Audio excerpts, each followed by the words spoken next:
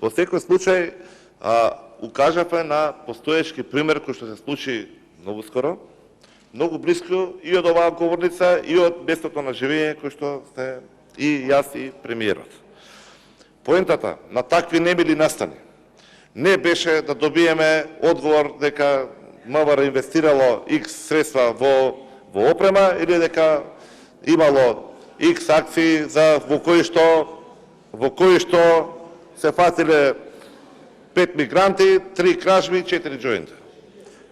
Она што загрижува е нефункционирањето на системот.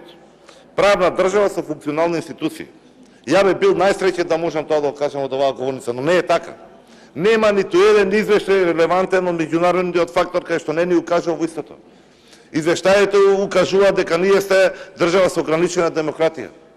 Укажуваат дека сте потонати во корупција. Укажуваат дека сте со дното на сиромаштија. Вчера имавме колешка, вас ве гледам. Имавме амбасадор кај што ни кажа дека оваа држава се додека личниот интерес биде поважен од јавниот интерес, ние ќе бидеме со проблем за корупцијата. Тоа истото го дискутиравме на уште еден друг настан. Говориме за лице што е посочено, кое што се избира на влада. Заменик директорот на Бојаба треба да реферира да биде заложен за нашата безбедност. Збориме за функционирање на системот да не се случат такви небили настани. Да има правна рамка во која што ќе ни гарантира сигурност.